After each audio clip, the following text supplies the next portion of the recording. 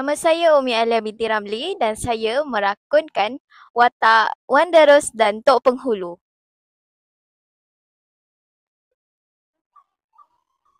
Assalamualaikum, nama saya Nur Intan Zulaika binti Zakaria.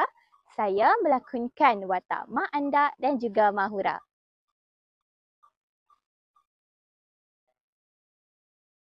Saya Nurfaira Inisa binti Nur Hashim melakonkan watak utama iaitu Mahsuri.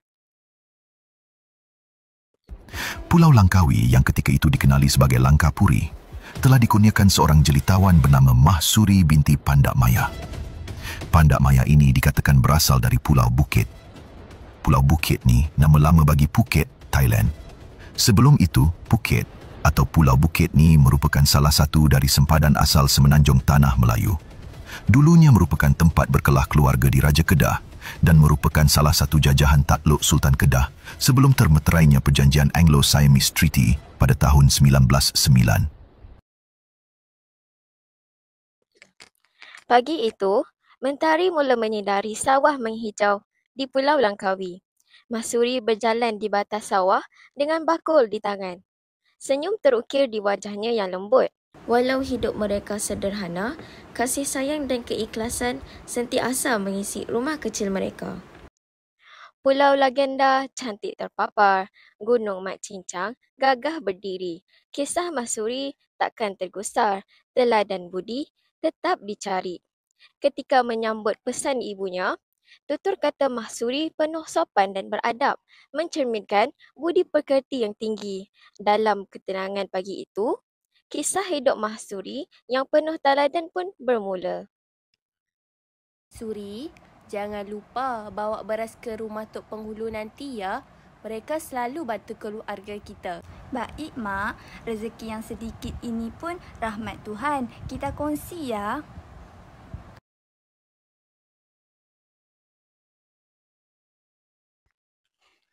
Mahsuri pergi dulu ya, Mak. Pergilah. Babak doa. Di tepi sungai yang tenang, air mengalir jernih memantulkan cahaya mentari petang. Suasana kampung begitu damai. Hanya kedengaran bunyi unggas dan desir angin yang menyapa dedaunan. Di sinilah Mahsuri, gadis berwajah lembut dan berhati tulus, sedang menimba air untuk dibawa pulang. Tiba-tiba, seorang lelaki melangkah tergesa-gesa di tepi tebing sungai sambil membawa tempayan yang besar. Hampir saja langkahnya tersilap. Namun, Mahsuri tanpa berfikir panjang segera menghulurkan tangan membantu pemuda tersebut. La la la la la. La la la la la la la. Syukur Alhamdulillah, hampir sahaja tempayan ini pecah. Nasib baik, sempat Tuan Hamba menyambutnya. Tak mengapa Tuan Hamba, air boleh dicari semula. Namun keselamatan Tuan Hamba itu jauh lebih utama. Tutur kata Tuan Hamba selembut bayu senja. Jika tidak keberatan, apa nama Tuan Hamba? Hamba bernama Mahsuri, anak kepada Mak Anda yang tinggal di kampung Mawar ini. Indah nama itu, seindah budi dan pekerti Tuan Hamba. Semoga takdir mempertemukan kita lagi, Mahsuri. Di menguning di hujung bendang, ditiup angin beralun mesra. Andai ditakdir bertemu datang, moga berlandas restu yang esa. Pertemuan singkat itu menjadi permulaan kepada kisah yang akan mengubah takdir kedua-duanya. Dalam lirikan mata dan tutur kata yang sopan, tersirat budi dan keikhlasan seorang gadis bernama Mahsuri yang tidak pernah menyangka pertolongan kecil itu bakal mengukir sejarah di bumi Langkawi.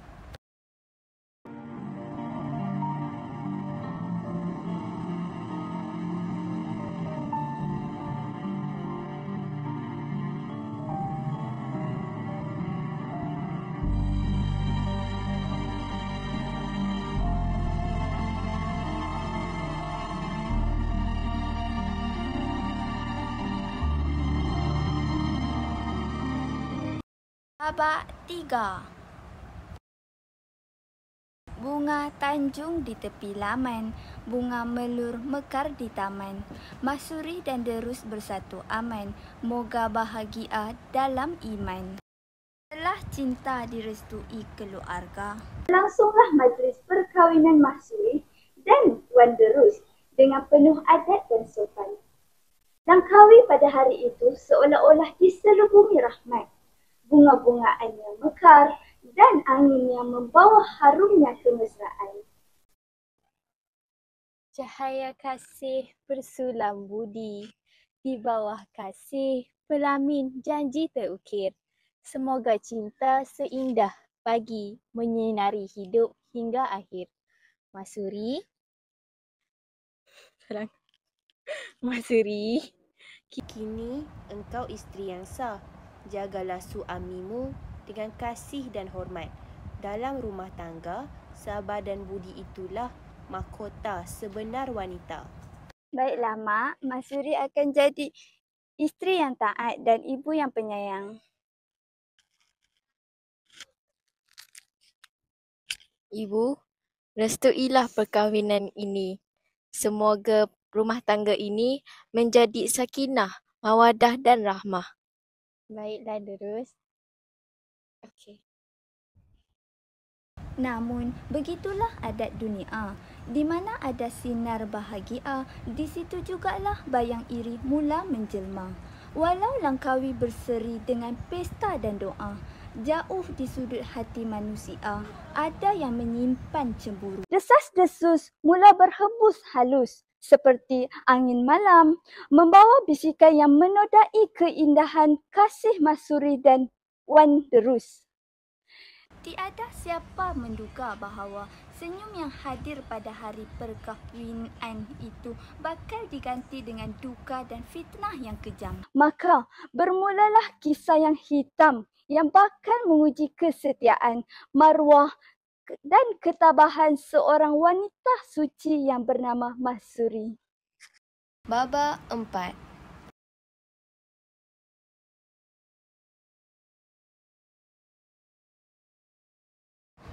Seolah-olah turut merasai beratnya hati dua insan yang akan berpisah demi perjuangan. Mahsuri berdiri di anjung rumah. Matanya redup memandang langkah suami tercinta yang semakin jauh. Setiap kaki Wan Derus bagaikan mengukir kenangan, meninggalkan rindu yang tidak terucap.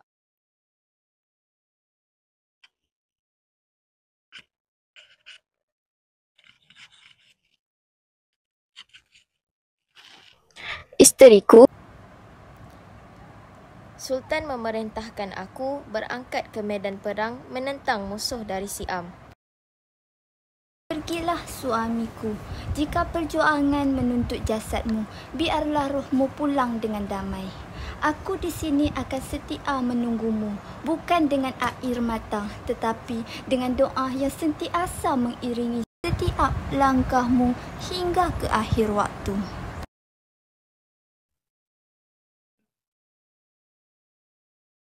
Pergilah berjuang, wahai kekasih, demi nusa, bangsa dan kasih.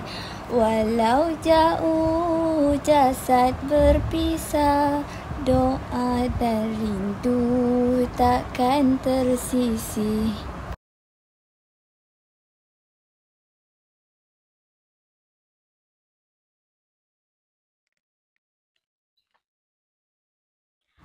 Mahsuri, ketulusanmu jadi kekuatan diriku.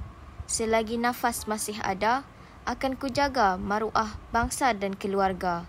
Jika aku jauh di medan perang, simpanlah kasih ini dalam setiap sujud dan doamu. Dalam hati Mahsuri hanya ada doa dan keikhlasan.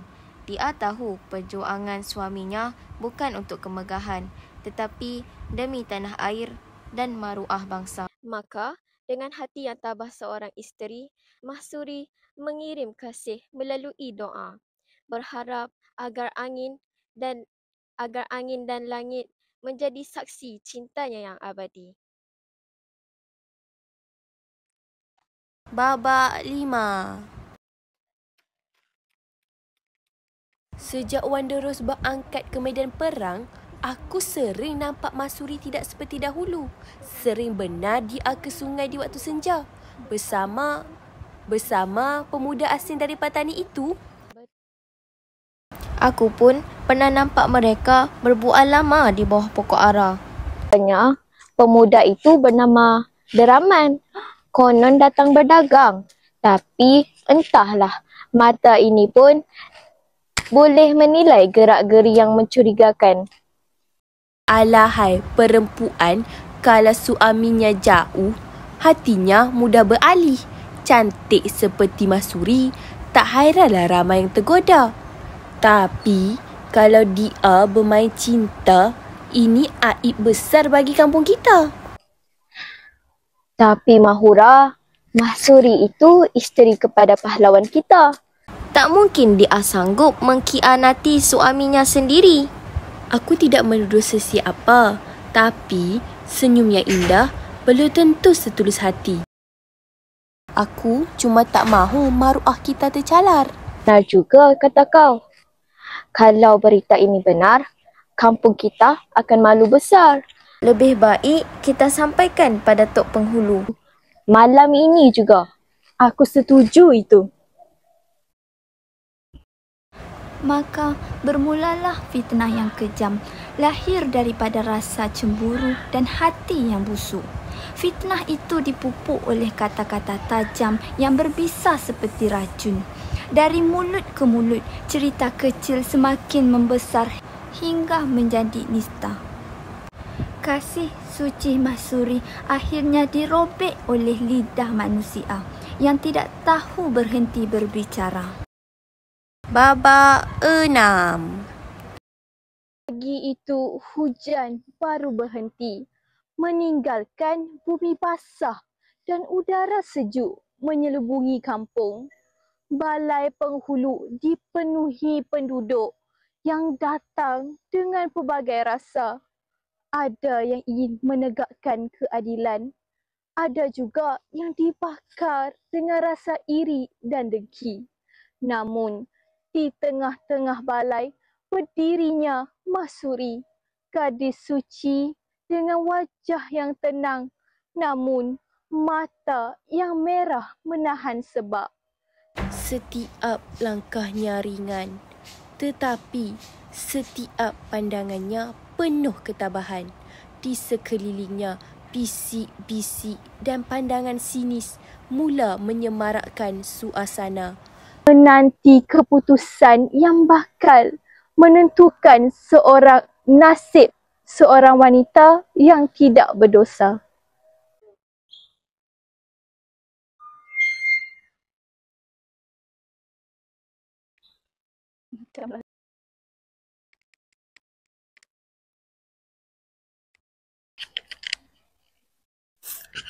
Mahsuri, engkau dipanggil kemari kerana tuduhan berat telah sampai ke telingaku. Penduduk kampung menuduh engkau berlaku curang ketika suamimu berjuang di medan perang. Katakanlah, apakah benar segala khabar yang kami dengar ini? Ampun Tok Penghulu, demi Allah yang Maha Mengetahui. Aku tidak bersalah. Aku hanya berbicara dengan Deraman di tepi sungai kerana dia ingin meminta arah jalan pulang. Tiada niat lain dalam hatiku, hanya sekadar menolong sesama manusia. Menolong katamu? Aku sendiri melihat engkau berbual mesra bersama dia di tepi sungai. Duduk berdua sambil tersenyum-senyum, itu katanya pertolongan ataupun satu perasaan yang tidak dapat diungkapkan. Aku nampak sendiri dengan mata kepala aku ini, mereka berbual mesra di tepi sungai. Kalau tiada apa-apa, mengapa perlu dirahsiakan? Demi Allah yang Esa, fitnah ini lebih tajam daripada mata keris dan lebih pedih daripada tusukan duri di dada. Aku tidak bersalah. Biarlah darahku yang menepus kebenaran ini, asalkan maruahku tidak dipijak oleh dusta. Bukti tiada, namun suara ramai menuntut keadilan. Mahsuri, Dalam hukum adat, kata orang banyak menjadi saksi, maka dengan hati yang berat, engkau akan dijatuhkan hukuman. Jika benar aku berdosa, biarlah Allah menghukumku. Tapi jika aku difitnah, biarlah bumi ini yang menjadi saksi bahawa aku mati dalam kebenaran. Di sini terselah betapa dunia kadang menilai manusia bukan dari kebenaran, tetapi dari kata orang dan prasangka yang berakar. Mahsuri yang selama ini hidup dengan budi dan keikhlasan, kini berdiri menghadapi gelombang fitnah yang menguji maruah dan ketabahannya. Angin berbisik di hujung desa, daunnya gugur tanda berduka.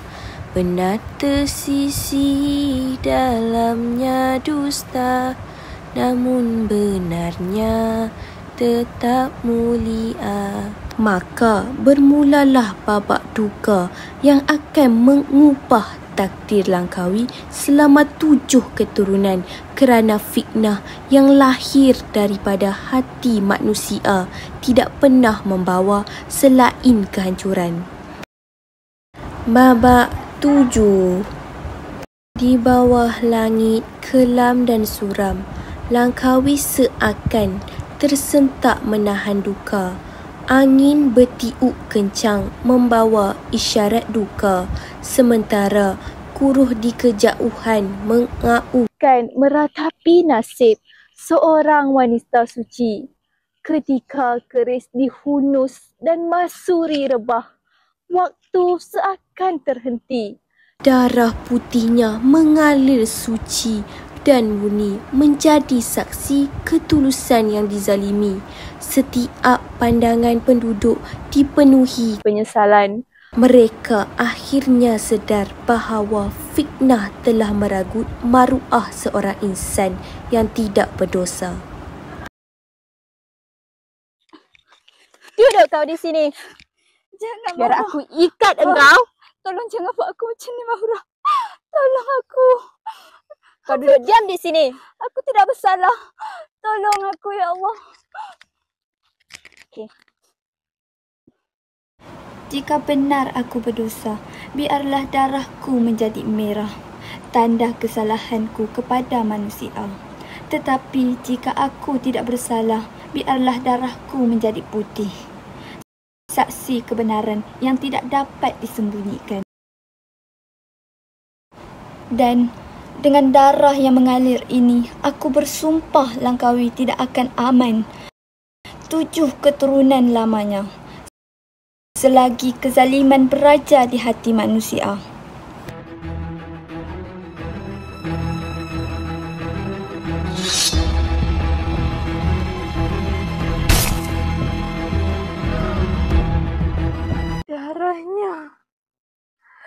Darahnya berwarna putih. Kita telah membunuh orang yang tidak berdosa. Sumpahnya akan menjadi nyata. Sejak detik itu, bumi Langkawi seakan menangis. Lautnya berombak resah, anginnya bersiul pilu dan tanahnya menyimpan sumpah 7 keturunan. Kisah Mahsuri tetap abadi sebagai peringatan bahawa kebenaran walau dizalimi tidak akan pernah padam dan keikhlasan seorang insan suci akan terus hidup dalam sejarah.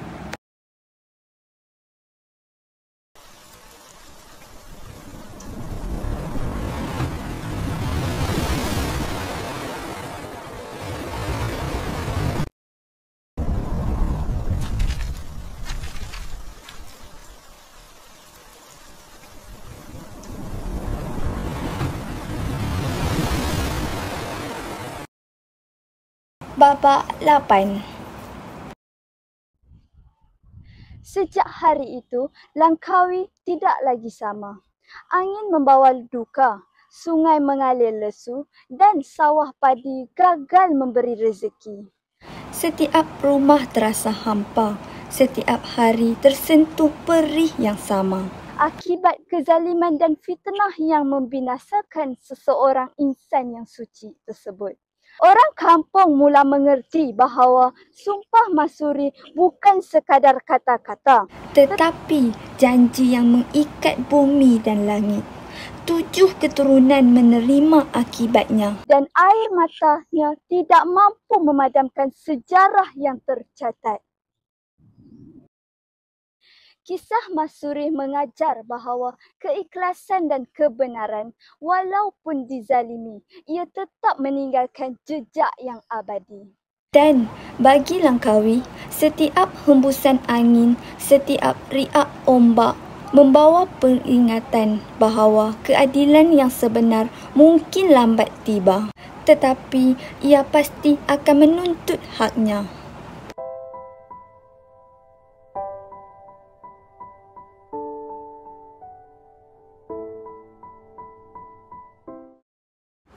Babak 9. Biarlah kisah Masuri menjadi cahaya di hati setiap insan. Dalam dunia yang kadang gelap oleh prasangka dan dengki, kebenaran dan putih pekerti tetap menjadi panduan. Setiap anak muda yang mendengar kisah ini diingatkan, jagalah maruah, hargai kejujuran dan pertahankan keadilan walau dunia menentang. Jangan biarkan fitnah dan iri hati menenggelamkan cahaya kebenaran yang suci. Kalau roboh Pulau Langkawi, papan di Jawa hamba dirikan. Kalau benar kata Mahsuri, fitnah jangan kita amalkan. Mahsuri meski telah pergi, tetap hidup dalam ingatan dan hati rakyat Langkawi. Namanya abadi sehingga teladan. Seorang wanita Melayu yang setia, jujur dan berani menegakkan kebenaran. Walau nyawa menjadi taruhan.